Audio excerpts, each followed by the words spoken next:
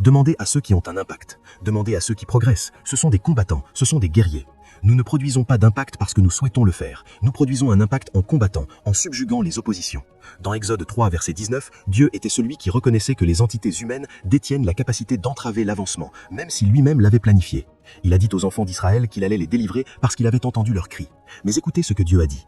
Il a dit « Je suis sûr que le roi d'Égypte vous laissera partir. » Non, pas sans une main puissante. La seule raison pour laquelle il vous laissera partir est quand je viendrai avec une main pesante. Autrement, il ne vous laissera pas partir.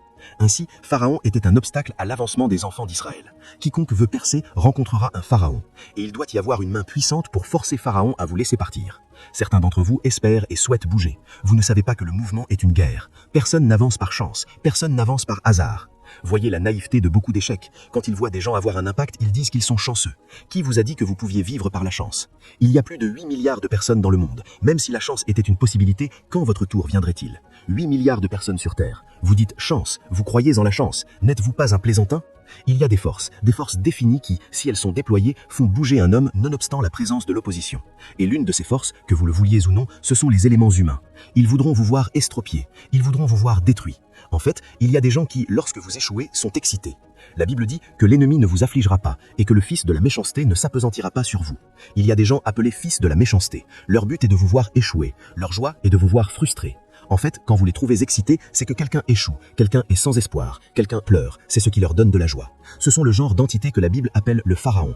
Et donc, pour que vous avanciez, vous devez comprendre ce qu'il faut pour subjuguer la limitation humaine. Il y a des hommes méchants qui ne vous verront pas vous élever. Si vous ne le croyez pas, c'est votre affaire, votre tasse de thé. Vous êtes en fait naïf. Mais si vous le croyez, vous vous réveillerez, vous lutterez et vous prévaudrez. Parce que la vérité est que vous devez prévaloir. Dans le psaume 105, verset 17, la Bible dit que Dieu a envoyé un homme devant eux. Même Joseph, Dieu a envoyé un homme. Dieu a fait avancer un homme. Devinez ce qui a arrêté Joseph? Ce n'était pas Satan, c'était des hommes. Ses frères l'ont arrêté, l'ont jeté dans une fosse. Ses frères l'ont vendu en esclavage jusqu'à ce que Joseph finisse en chaîne.